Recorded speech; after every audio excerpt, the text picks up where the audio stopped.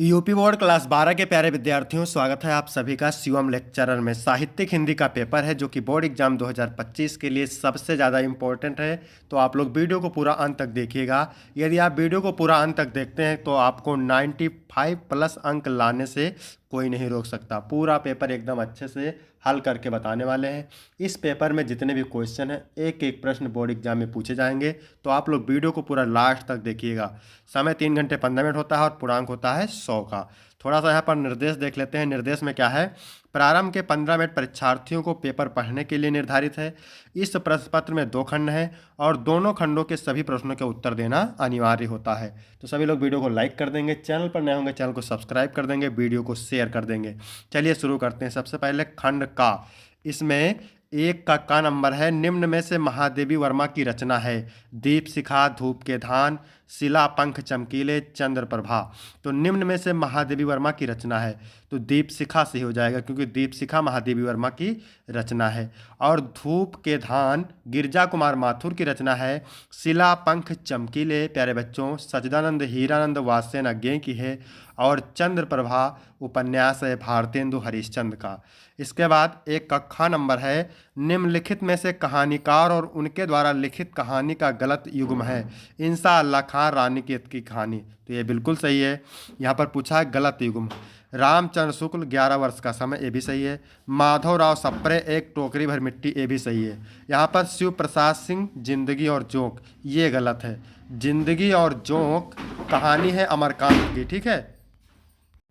तो जिंदगी और जोंक अमरकांत की कहानी है, तो यहाँ पर चौथा ऑप्शन सही हो जाएगा क्योंकि यहाँ पर गलत पूछा हुआ है, ठीक है। इसके बाद है गा नंबर। गा नंबर है, डॉक्टर वासुदेव शरण अग्रवाल द्वारा लिखित निबंध संग्रह है। कला और संस्कृति, साहित्य का श्रेय और प्रेय, विचार और वितर्क, तुलसीदास चंदन घिसे। तो डॉक्टर वासुदेव शरण अग्रवाल द्वारा लिखित निबंध है कला और संस्कृति। साहित्य का श्रेय और प्रेय जैनेन्द्र कुमार की रचना है। विचार और वितर्क हजारी प्रसाद की है। और तुलसीदास चंदन घिसे, ये किसकी है? हरिशंकर प्रसाई की है। इसके बाद घा नंबर है, कन्हैयालाल मिश्र द्वारा कन्हैयालाल मिश्र प्रभाकर द्वारा लिखित संस्मरण विधा की रचना है। यानी ये चारों रचनाएं यहाँ पर आप देख सकते हैं कन्हैयालाल मिश्र प्रभाकर की है, लेकिन यहाँ पूछ रहा है कन्हैयालाल मिश्र प्रभाकर द्वारा लिखित संस्मरण विधा, तो इसमें कौन सी सही हो जाएगी? दीप जले शंख बजे, ठीक है। ये संस्मरण विधा की रचना है, ठीक है। इसके बाद में अगला क्वेश्चन है, वैचारिकी शोध और बोध कृत के रचनाकार हैं। डॉक्टर हजारी प्रसाद द्विवेदी, प्रोफेसर जी सुंदर रेड्डी, जैनेन्द्र कुमार, हरिशंकर प्रसाई।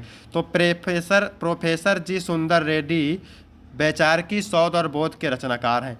इसके बाद 2 का है, भवानी प्रसाद मिश्र निम्नलिखित में से किस सप्तक में संकलित हैं? तो भवानी प्रसाद मिश्र दूसरे सप्तक में संकलित हैं, ठीक है। अगर पूछ ले तार सप्तक का प्रकाशन वर्ष तो 1943 बता देना है, और दूसरा तार सप्तक का प्रकाशन वर्ष पूछे तो 1951 बता देना है, ठीक है। और तीसरा पूछे तो 1962 बता देना है, ठीक है। इसके बाद है खा नंबर, कौन सा काव्य आंदोलन स्थूल के प्रति सूक्ष्म का विद्रोह है? ठीक है, स्थूल के प्रति सूक्ष्म का विद्रोह किस युग की प्रवृत्ति है? ऐसा कह सकते हैं। छायावाद की, प्रगतिवाद की, प्रयोगवाद की, समकालीन कविता की। तो ये छायावाद की प्रवृत्ति है, ठीक है। यहाँ पर पहला ऑप्शन करेक्ट हो जाएगा। इसके बाद गा नंबर है, बीती विभावरी जागरी कविता प्रसाद जी की किस कृति में संकलित है? स्कंदगुप्त, चंद्रगुप्त में, लहर में, आंसू में।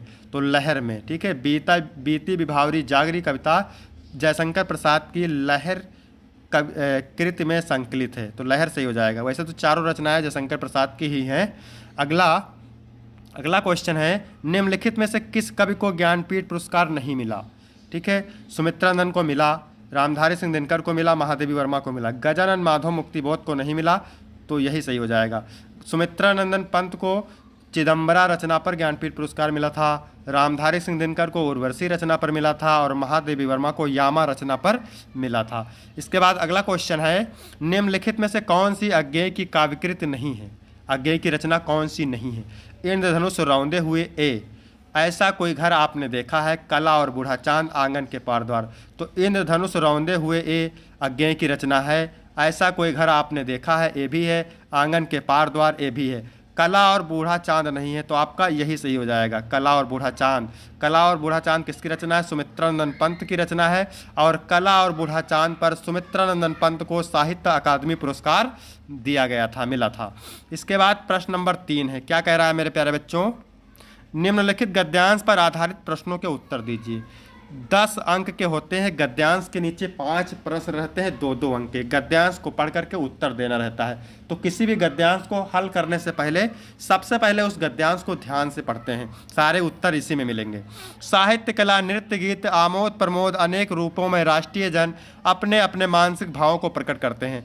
आत्मा का जो विश्वव्यापी आनंद भाव है वह इन विविध रूपों में साकार होता है। यद्यपि बाह्य रूप की दृष्टि से संस्कृति के बाहरी लक्षण अनेक दिखाई पड़ते हैं, किंतु आंतरिक आनंद की दृष्टि से उसमें एक सूत्रता है। जो व्यक्ति सहृदय है वह प्रत्येक संस्कृति के आनंद पक्ष को स्वीकार करता है और उससे आनंदित होता है। इस प्रकार की उदार भावना ही विविध जनों से बने हुए राष्ट्र के लिए स्वास्थ्यकर है। पहला क्वेश्चन मेरे प्यारे बच्चों पूछ रहा, उपयुक्त गद्यांश के पाठ और लेखक का नाम।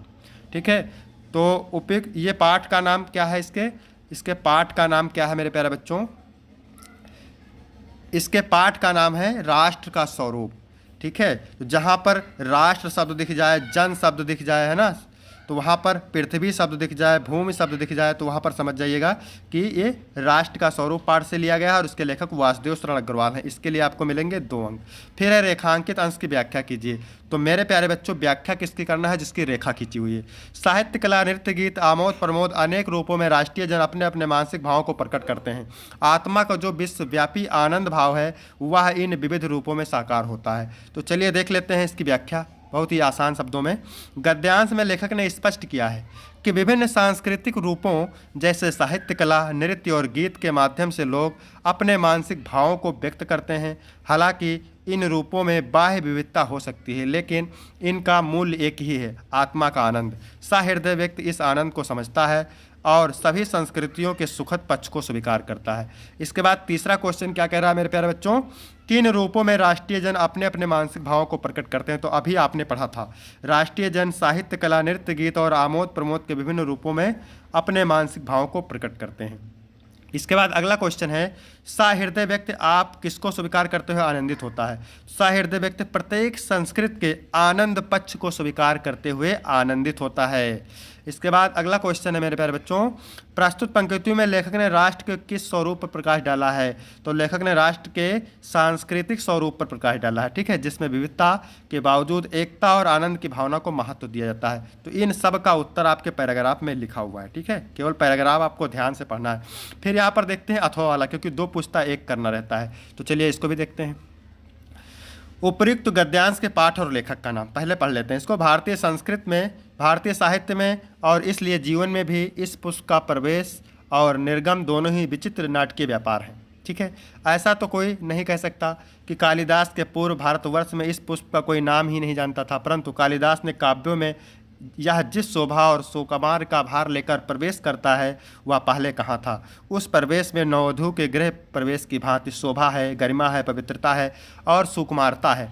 फिर एकाएक मुसलमानी संतलन की प्रतिष्ठा के साथ ही साथ यह मनोहर पुष्प साहित्य के सिंहासन से चुपचाप उतार दिया गया। नाम तो लोग बाद में भी लेते थे, पर उसी प्रकार जिस प्रकार बुद्ध विक्रमादित्य का अशोक को जो सम्मान कालिदास से मिला वह अपूर्व था। तो यहाँ पर आप एक चीज़ देखे होंगे, क्या? कालिदास शब्द। ठीक है, और इसमें अशोक के पुष्प की बात की गई है, अशोक के फूल की बात की गई है, नहीं तो कालिदास शब्द से आपको पता चल गया होगा कि ये अशोक के फूल चैप्टर से लिया गया है। ठीक है, और इसके लेखक आचार्य हजारी प्रसाद द्विवेदी हैं। इसके लिए आपको मिलेगा 2 अंक। फिर है रेखांकित अंश की व्याख्या। तो व्याख्या मेरे पर बच्चों किसकी करना है? जिसकी रेखा खींची हुई, तो इसको एक बार पढ़ते हैं। कालिदास के काव्यों में यह जिस शोभा और सुकुमार का भार लेकर प्रवेश करता है वह पहले कहाँ था। उस प्रवेश में नववधू के गृह प्रवेश की भांति शोभा है, गरिमा है, पवित्रता है और सुकुमारता है। तो चलिए देखते हैं इसकी व्याख्या कैसे लिखना है। लेखक का कहना है कि संस्कृति साहित्य में महाकवि कालिदास के पूर्व अशोक पुष्प का वर्णन नहीं मिलता। कालिदास ने ही सर्वप्रथम अशोक पुष्प का वर्णन किया है। जिन जिन स्थलों पर अप्रतिम सौंदर्य को साकार करने का उन्होंने प्रयास किया है वहाँ अशोक के पुष्प का सौंदर्य प्रेरक के रूप में वर्णन किया है। कालिदास के साहित्य में अशोक पुष्प की उपस्थिति नववधू के गृह प्रवेश की भांति शोभायुक्त, गरिमामय, पावन और सुकुमारता से युक्त है। इसके बाद मेरे प्यारे बच्चों क्वेश्चन नंबर 3 पूछ रहा है, अशोक का पुष्प कालिदास के महाकाव्य में किस भांति शोभा पाता है। तो अभी आपने पढ़ा था, अशोक का पुष्प कालिदास के महाकाव्य में नववधू के गृह प्रवेश की भांति शोभा पाता है। फिर मेरे प्यारे बच्चों अगला क्वेश्चन है, अशोक पुष्प को सम्मान किससे मिला। तो अशोक पुष्प को सम्मान कालिदास से मिला है ना। इसके बाद अगला क्वेश्चन है मेरे प्यारे बच्चों,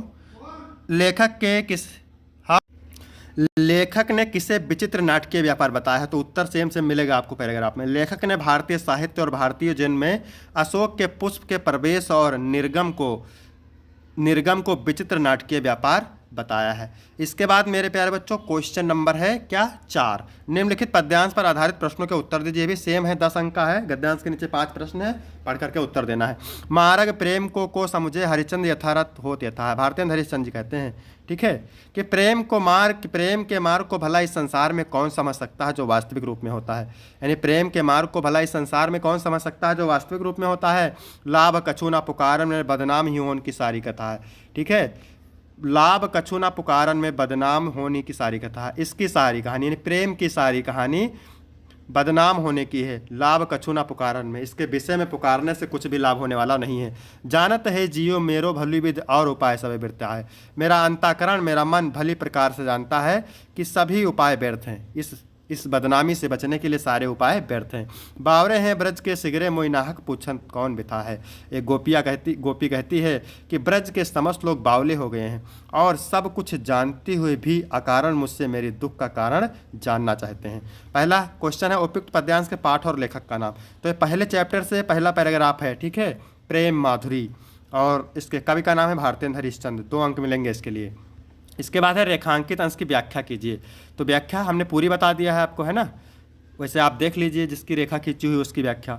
गोपियाँ कह रही हैं कि मेरे वियोग प्रेम को जानते हुए भी ब्रज के समस्त लोग अकारण मुझसे मेरे दुख का कारण जानना चाहते हैं। प्रेम के सारी कथा क्या होने की है। तो प्रेम की सारी कथा बदनाम होने की है, कलंकित होने की है।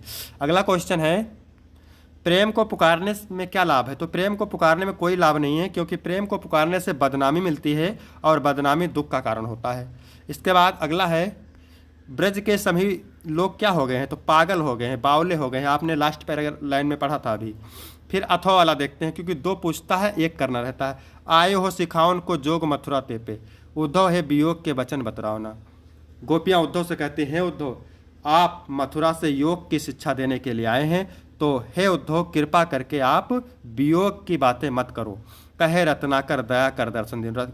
रत्नाकर जी कह रहे हैं, फिर गोपियाँ कहती हैं कि आपने दया करके हमको दर्शन दिया है, दुख दरबे को तोपे अधिक बढ़ाओ न।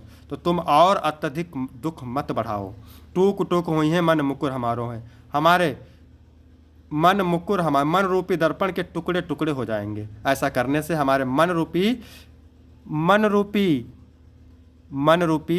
दर्पण के टुकड़े टुकड़े हो जाएंगे। चूक है कठोर न बैन पाहन चलाओ ना। भूल से भी कठोर वचन रूपी पत्थर मत चलाओ। एक मनमोहन तो बस के उजारों मोह। गोपियाँ कहती हैं कि एक श्री कृष्ण तो मेरे हृदय में बसकर मुझे उजाड़ ही दिया, ये मैं अनेक मनमोहन बसाओ ना। मेरे हृदय में अनेक श्री कृष्ण को मत बसाओ, ठीक है। पहला क्वेश्चन क्या पूछ रहा है, उपयुक्त पद्यांश के पाठ और रचयिता का नाम। तो ये उद्धव प्रसंग से लिया गया है और कवि का नाम है जगन्नाथ दास रत्नाकर। फिर है रेखांकित अंश की व्याख्या। तो व्याख्या किसकी करना है, जिसकी रेखा खींची हुई आप देख सकते हैं। तो चलिए इसकी व्याख्या देख लेते हैं। गोपियाँ लजाती हैं कि हे उद्धव आप वियोग की बातें करके हमारे दुख को और अधिक मत बढ़ाओ। ऐसा करने से हमारा मन रूपी दर्पण के टुकड़े टुकड़े हो जाएंगे, इसलिए भूल से कठोर वचन रूपी पत्थर मत चलाइए।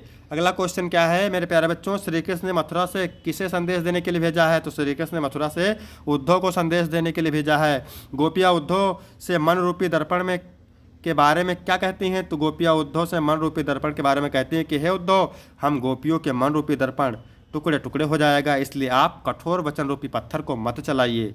इसके बाद अगला क्वेश्चन है, बैन पाहन शब्द का क्या अर्थ है। तो बैन पाहन शब्द का अर्थ है वचन रूपी पत्थर। इसके बाद मेरे प्यारे बच्चों 5 का नंबर है, निम्नलिखित में से किसी एक लेखक का जीवन परिचय देते हुए उनकी भाषा शैली पर प्रकाश डालिए। अधिकतम 80 शब्द में है और 5 अंक का है। डॉक्टर वासुदेव शरण अग्रवाल, डॉक्टर APJ अब्दुल कलाम, हजारी प्रसाद द्विवेदी।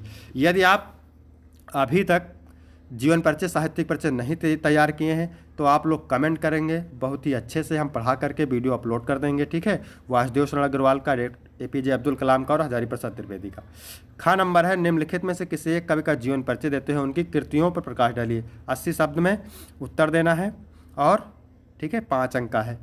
कवि का साहित्यिक परिचय जैसे भारतेंद्र हरिश्चंद्र, जयशंकर प्रसाद और महादेवी वर्मा। इसके बाद 6 नंबर है, बहादुर कहानी के आधार पर बहादुर कहानी के आधार पर बहादुर का चरित्र चित्रण कीजिए। अधिकतम शब्द सीमा 80 शब्द है और 5 अंक मिलेंगे। फिर अथवा करके दिया हुआ है, पंचलाइट अथवा खून का रिश्ता कहानी के उद्देश्य पर प्रकाश डालिए। ठीक है, 7 नंबर है, स्वपठित खंडकाव्य के आधार पर किसी एक खंडकाव्य के एक प्रश्न का उत्तर दीजिए। 80 शब्द में है और ये भी 5 अंक का होता है। मेरे प्यारे बच्चों, अलग अलग जिले के लिए अलग अलग खंडकाव्य होते हैं। ठीक है, आप लोग देख सकते हैं। हम हैं जैसे उत्तर प्रदेश के बहराइच से, तो यहाँ पर चलता है क्या, श्रवण कुमार। इसके बाद हम बात करेंगे खंड खा। खंड खा में 8 का क नंबर प्रश्न है मेरे प्यारे बच्चों। निम्नलिखित संस्कृत गद्यांशों में से किसी एक का संदर्भ सहित हिंदी में अनुवाद कीजिए। ये कितने नंबर का होता है मेरे प्यारे बच्चों, ये होता है 7 नंबर का। ठीक है, 2 + 5 यानी 2 नंबर का होता है संदर्भ, 5 नंबर का अनुवाद, कुल मिला के 7 नंबर, क्योंकि संदर्भ लिखेंगे तभी आपको पूरा अंक मिलेगा। तो अथेका शकुनु यानी इसके बाद, शकुनी माने पक्षी, शकुनी माने पक्षी गणों ने, सर्वेशा माने सभी के, मध्य माने मध्य, आशय माने आशय, ग्रहणार्थ माने जानने के लिए। इसके बाद पक्षियों ने सभी के मध्य आशय जानने के लिए। त्रिकृत्वा माने 3 बार, अश्रावयत माने सुनाया, तथा एका काका। इसके बाद एक काका माने कौवा, उत्था माने उठ करके कहा, तिष्ठ तावत जरा ठहरो, जरा ठहरो। यानी इस तत्पश्चात पक्षियों ने सभी के मध्य आशय जानने के लिए 3 बार सुनाया। इसके बाद एक कौवा उठ करके बोला, तिष्ठ तावत जरा ठहरो, अस्य एतस्मिन् राज्याभिषेक काले एवं रूपम मुखम।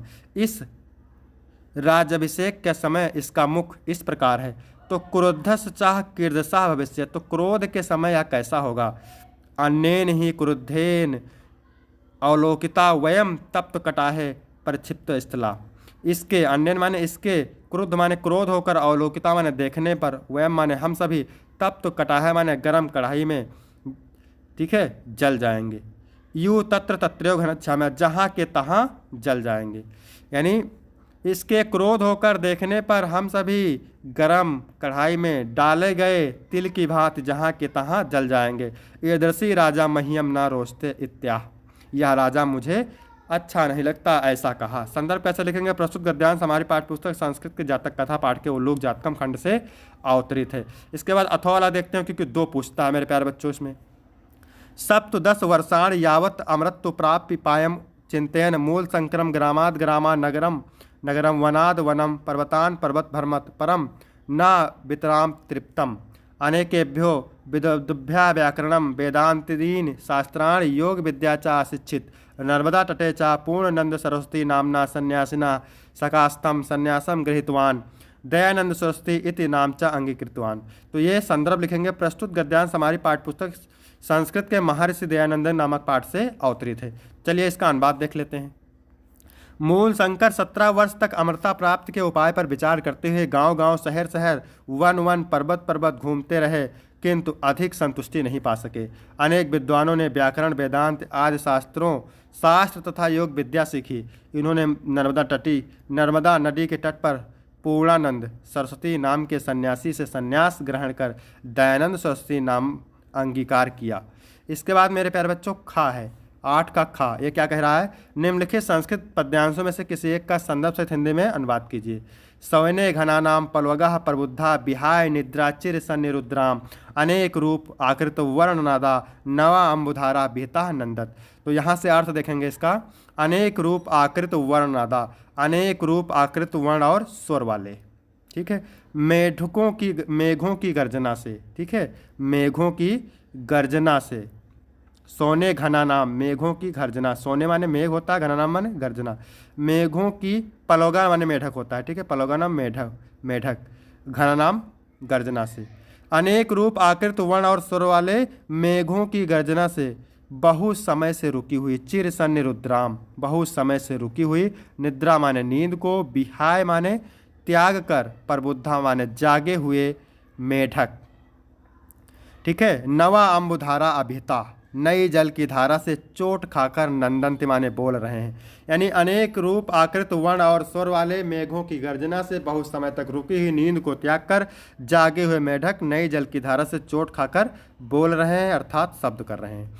ठीक है, संदर्भ आप देख ही सकते हैं। इसके बाद अथवा वाला भी देखते हैं। तो ये सुभाषित रत्नांश से लिया गया है। ना चौरिहार ना राजहार ना भृतभाज्यम ना चाभारकार व्यय कीर्ते वर्धते योम नित्यम विद्याधनम सर्वधनम प्रधानम। ठीक है, तो यानी विद्या रूपी धन सभी धनों में श्रेष्ठ है। विद्या रूपी धन सभी धनों में श्रेष्ठ है। ना चोर चुरा सकता है, ना राजा छीन सकता है, और ना भाई बांट सकता है। ठीक है, और ना ही यह बोझा बनता है। व्यय कीर्ते, जितना हम बांटते हैं व्यय करते हैं, वर्धते एवं नित्य नित्य उतना बढ़ता रहता है। संदर्भ लिखेंगे प्रस्तुत श्लोक हमारी पाठ्यपुस्तक संस्कृत के सुभाषित रत्नान नामक पाठ से अवतरित है। फिर 9 नंबर है, निम्नलिखित में से किन्हीं 2 प्रश्नों के उत्तर दीजिए 4 अंक के। ठीक है, तो देख लेते हैं उत्तर। मूर्खाणाम कालः कथम गच्छत। तो मूर्खाणाम कालः व्यसनेन निद्रया कलहेन वा गच्छति। दयानंदस्य भगिनी कथम पंचतत्वम गता। दयानंदस्य भगिनी विसूचकया पंचत्वम गतम पंचत्वम गता। अगला क्वेश्चन है, चीन भारत मैत्रीय कदा संभूता। चीन भारत मैत्रीय श्री जवाहरलाल नेहरू महोदय प्रधानमंत्री काले संभूता। संस्कृत साहित्य अनुशीलनेन के गुणा सज्जयन्ते। तो संस्कृत साहित्य अनुशीलनेन दया दानम शौचम औदार्यम इत्यादयः गुणा सज्जायन्ते। इसके बाद है 10 का क ख ग रस अलंकार छंद से 2-2 अंक के मेरे प्यारे बच्चों, 6 अंक मिलेंगे। ठीक है, इसके बाद है 11 नंबर प्रश्न निबंध। निबंध है, भविष्य निर्माण में विद्यार्थी जीवन का महत्व, दहेज प्रथा, गोस्वामी तुलसीदास, देशाटन से लाभ, ग्राम विकास में मनरेगा में भूमिका। फिर है 12 का नंबर, 1 नंबर का है चैनम का संधि विच्छेद। तो चैनम का संधि विच्छेद क्या होता है, चे प्लस अनम। आपका सा ऑप्शन बिल्कुल करेक्ट हो जाएगा। इसके बाद है निश्चला का संधि विच्छेद। तो निश्चला का संधि विच्छेद क्या होता है, निस प्लस छला, निस प्लस छला, निस प्लस छला। ठीक है, इसके बाद है अंतर्राष्ट्रीय का संधि विच्छेद क्या होता है, अंतः प्लस राष्ट्रीय, अंतः प्लस राष्ट्रीय। इसके बाद में है निर्विघ्नम में समास है, 1 नंबर का है निर्विघ्न। इसमें अव्ययी भाव समास है, निरुपसर्ग लगा हुआ है। ठीक है, जिसमें उपसर्ग लगे रहते हैं अव्ययी भाव समास होता है। दशानन में समास है, तो दशानन में तीसरा पद प्रधान होता है, तो इसमें बहुव्रीहि समास है। ठीक है, इसके बाद में आगे बात करेंगे 13 नंबर प्रश्न। 13 नंबर क्या कह रहा है, अपने क्षेत्र के पार्क को विकसित कराने के लिए नगर निगम के मुख्य उद्यान निरीक्षक को एक पत्र लिखिए, 8 अंक का है। अथवा विद्यालय की वाद विवाद प्रतियोगिता में प्रथम स्थान प्राप्त करने पर अपने छोटे भाई को बधाई हेतु एक पत्र लिखिए। फिर मेरे प्यारे बच्चों 14 का है, इसमें क्या पूछ रहा है, निम्नलिखित में से किसी एक धातु शब्द के धातु एवं प्रत्यय का योग स्पष्ट कीजिए। जैसे एक का करना है गुरुत्वा, क्या लिखा है, गुरुत्वा, कृत्वा और दृष्टिव्या। ठीक है, तो कृत्वा में क्री धातु लगा हुआ है, क्री धातु लगा है और अक्त प्रत्यय है, और दृष्टव्या में दृश्य धातु है। ठीक है, और तव्यत प्रत्यय है, क्या प्रत्यय है, तव्यत प्रत्यय है। इसके बाद है क्या, गुरुत्वा, तो गुरु प्लस त्वा, यानी गुरु शब्द है और त्वा क्या है, प्रत्यय है। इसके बाद हम बात करेंगे दूसरे में क्या है, निम्नलिखित में से किसी एक शब्द में प्रत्यय लिखिए। तो श्रवणिया में प्रत्यय क्या है, अनियर प्रत्यय है मेरे प्यारे बच्चों, अनियर। और बंधुत्व में प्रत्यय क्या है, तव्यत प्रत्यय है, तव्यत प्रत्यय है। बलवान में मतुप प्रत्यय है। ठीक है, मतुप। इसके बाद मेरे प्यारे बच्चों खा नंबर है, रेखांकित पदों में से किसी एक पद में प्रयुक्त विभक्ति तथा संबंधित नियम का उल्लेख कीजिए। 2 अंक का है। तो यहाँ पर देखिए पहला वाला है ग्रहम प्रति गच्छम, ग्रहम प्रति गच्छन। तो जहाँ पर दिख जाए क्या, ग्रहम प्रति, अभिता परिता समय निक्सा हा प्रति, देखो जहाँ पर दिख जाए अभिता सेंटेंस में, परिता दिख जाए, समया दिख जाए, निक्सा दिख जाए, निक्सा, हा दिख जाए, प्रति दिख जाए, उसके योग में कौन सी विभक्ति होती है मेरे प्यारे बच्चों, तो उसके योग में विभक्ति होती है कौन सी, उसके योग में होती है द्वितीय विभक्ति। कौन सी होती है, द्वितीय विभक्ति। ध्यान रखेंगे, अभिता परिता समया निक्सा हा प्रति योगे, आपके योग में होती है कौन सी विभक्ति, द्वितीय विभक्ति। तो ध्यान रखेंगे, जैसे यहाँ पर प्रति दिया हुआ है। ठीक है, तो ग्रहम में कौन सी विभक्ति है मेरे प्यारे बच्चों, द्वितीय विभक्ति है।